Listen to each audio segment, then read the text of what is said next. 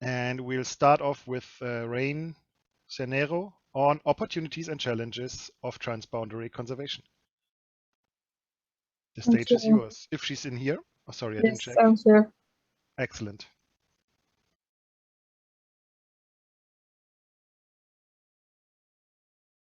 Okay, can you see my presentation? Yes, now it's in presenter. Yeah, perfect. Okay, perfect. So hello everyone, my name is Reine Cernero and I'm very happy to be here to present our research named Borderless Nature in Science, Opportunities and Challenges of Transboundary Conservation, a role for science. We often hear that nature doesn't stop at borders. Indeed, about 1/3 of all high biodiversity sites cross national borders.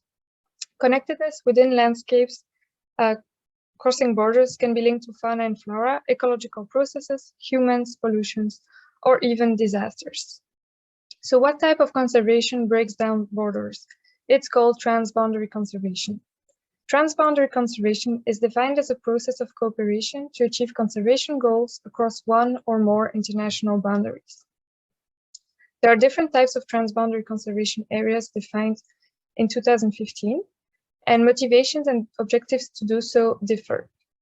Potential benefits, however, can be very numerous, yet transboundary conservation involves conservation and cooperation, which involves high transaction costs.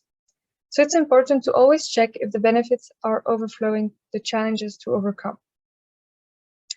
Although being established with the purpose of conservation, transboundary conservation initiatives are not always receiving support from scientific data. This can be due to knowledge gaps, availability of the data, accessibility, standardization, or even understanding and trust among parties. There is a big highlight of the importance of evidence-informed policymaking today, but scientific data are not necessarily translated into policy or legal frameworks. The science-policy interactions are often presented as something that needs to be bridged through a two-way knowledge exchange. As a side note, science policy interface lies within the science policy practice interactions, which we will not talk about today. So let's move on to our case study. We worked on the TBCA between Tanzania and Kenya, which is in East Africa and the Western Indian Ocean, as you all know. And it was a proposed coastal transboundary conservation area between Tanzania and Kenya, which we will call from now on the PTBCA.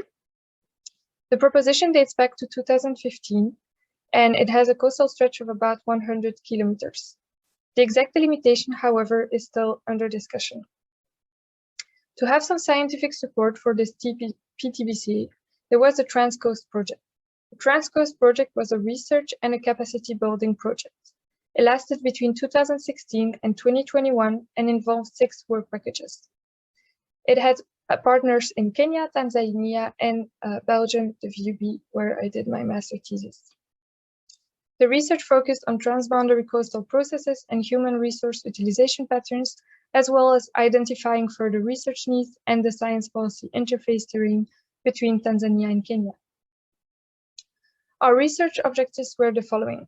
Our general objective was to identify opportunities and challenges of transboundary conservation and to evaluate the role of science in a transboundary conservation context. First, we looked at the feasibility to the implementation of this PTBCA, the relevance, the opportunities, and the challenges associated to it. Then, we looked at the need for and usefulness of scientific data. Is it really the lack of science that is constraining progress? And if not, what is constraining progress? To answer those different questions, we used a mixed methods research approach. We used 4 different methods, 2 surveys, 1 questionnaire, and semi-structured interviews. First, we had the Science Policy Interface Survey, which was a survey composed of about 60 questions we designed ourselves, and we put online into the Qualtrics software, which is similar to Google Forms. We piloted the survey before sending it out to potential respondents. Then we had the Diagnostic Tool Questionnaire. This is a freely available questionnaire online, published by the IUCN and updated in 2021. It is composed of about 100 questions, but it is in the form of an Excel file. So we also put it online into Qualtrics to have a more user-friendly experience. Then we had the semi-structured interviews with various actors involved either in the PTBCA or the Transcoast project. This was held online through the Zoom software. The interviews were transcribed and the qualitative data analysis was done through MaxQDA. Finally, we had a short survey, the Transcoast survey, which was done through Google Forms. We had some ethical advice for the first 3 methods, thanks to the Ethical Committee for Human Sciences of the VUB. Here are the results regarding those different methods. For the Science Policy Interface Survey, we had about 30 responses, 23 complete ones, and it was mainly completed by scientists. The Diagnostic Tool Questionnaire got 3 responses, which can appear low, but those questionnaires were composed of 100 questions, and it was very complete. So the amount of information hidden in those responses was quite impressive. Then we had 7 semi-structured interviews that lasted between 30 minutes and 1 hour and 30 minutes, and then 6 responses for the Transcoast survey. Here are some results from some quotes from the interviews to give you an idea of the type of information we got. One interviewee said, "The only issue is how this should be put in practice. That can be discussed, but the essence and meaning for the TBCA is crystal clear." Another one said, "I think that without the information that researchers are giving us, there is no argument really that you can present for an administrative change and for countries to work more closely together." Let's move on to our discussion. First, we will look at the current situation of the area. What we call current situation is the current situation facilitating or challenging the implementation of the PTBC. First, we looked at the feasibility, and the situation appeared to be rather favorable to the implementation of the PTBC. There is actually already some transboundary conservation between Tanzania and Kenya, but in terrestrial areas. So coastal transboundary conservation area might imply extra particularities or challenges. Then we looked at the relevance, the benefits, and the challenges. Ecosystems, local communities, resources, and political priorities appear to be interconnected according to our respondents. We focused on our discussion on 5 elements. First, the interconnected ecosystems that was already demonstrated. Then the biggest political opportunity that appeared to be the increase of the national percentage of protected area. The knowledge sharing between Tanzania and Kenya was also a very interesting opportunity, and this can be enhanced by organizations such as WIOGEN. Restrictive measures should not be too severe, and local support should not be overestimated. The financial resources are still pretty unknown, but there are some economic opportunities such as tourism with the establishment of the PTBC. There are still some matters to be addressed. First, the exact delimitation of the PTBC is still unknown. Harmonized legal and institutional frameworks needs to be well defined, and enforcement strategies as well. We also discovered that the level and extent of cooperation, as well as the type of TBCA, was still undefined. If we look at the second part of our work, so the role of science, we saw that science was needed and useful according to Transcoast participants. Knowledge gaps appear to be an outdated excuse for inaction, and access to scientific results can be quite problematic, but not necessarily constraining. Multiple factors were actually constraining progress. The most urgent one would potentially be the lack of effective communication. Communication should go both ways, from science to policy and from policy to science. This should be done not only through papers, but also through other media. And this leads us to a very important concept, which is the co-creation of knowledge, which has been mentioned already today and yesterday by multiple presenters. Science could have a particular role in a transboundary context. Science could have the role of an objective common ground according to some of our results. But the evidence should always be combined with multiple values, such as social, political, or economic values. As a quick reflective critique of our research, we acknowledge that we mainly have qualitative results. This is, however, not necessarily a weakness. Qualitative results give a better picture of people's perspective, values, and attitudes, and valuable information on ecosystems and natural resources management approaches. So this appeared very relevant to our research. There are still a couple of limitations. We did not provide any exhaustive list of benefits or challenges. We did not give a complete picture of what is happening on the ground. Not all stakeholders were well represented, and this is still a case study, so there were some interesting insights, but not necessarily to be generalized to all transboundary conservation areas, since context is very important.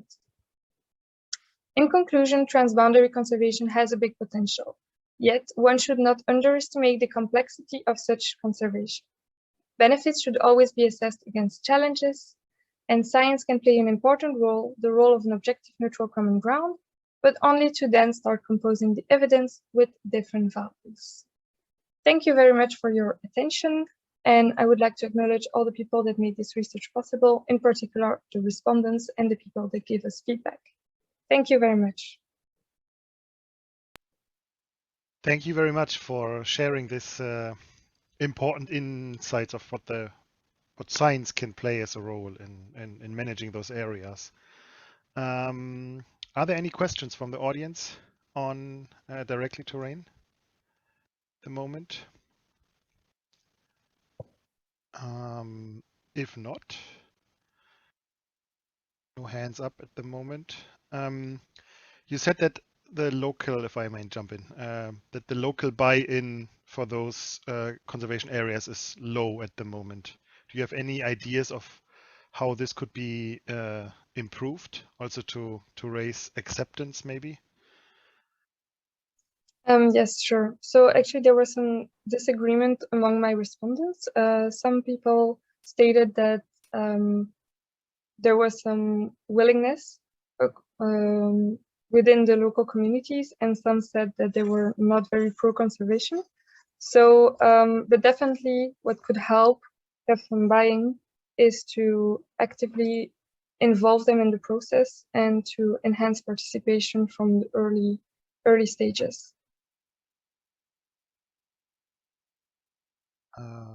Yeah, I also made that experience that, oh, it helps. Jose. Oh, thank you. Thank you very much, Reine, for your presentation.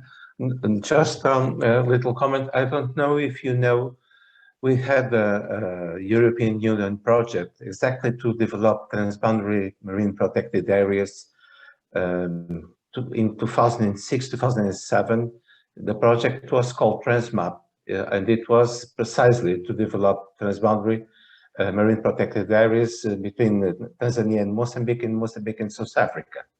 And maybe you'll find in those results some help to your further research, because we published a lot on that, and it was an early experience on that, and congratulations for you. Thank you. Yes, thank you. It's a very interesting project. I have read a lot of reports and the website as well on this project. It's indeed a lot of work and insights in there. Yeah, and my task was precisely the governance and the complexity of the governance issues that if you want, I can display the data on that. Yes, absolutely.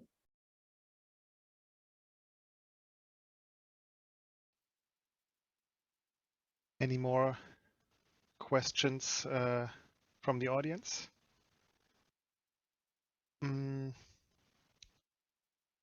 When we talk about the role of science in general and the lack of context-specific communication that you mentioned, if we want to change that, is that like has to be a bottom-up approach, or like coming from the scientists themselves? Can they actually manage to do that? Are they trained to do that? Or does it also have to be a top-down thing from funding agencies? I mean, we have people maybe still here from the Meerwissen community or from the Blue Action Fund to actually require that if you want to improve the uptake, also to find channels that are working better to address all the issues to a wider range of stakeholders.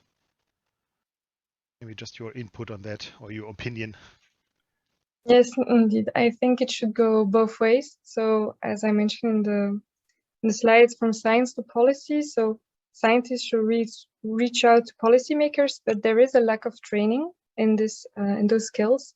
And this also leads to post-normal science, which would allow scientists to have more training and more interdisciplinary training within their studies to reach out easier to not only policymakers, but also legal actors. But indeed, funding organizations should also appreciate the efforts, and it should not only be publication that should be seen as a successful indicator, an indicator of success, but also how scientists reach out to policy. Yeah, I agree fully. Yeah, thanks for sharing your opinion. If there's no more questions, thanks again for your talk. It was really nice. Fits Thank you very very well. much.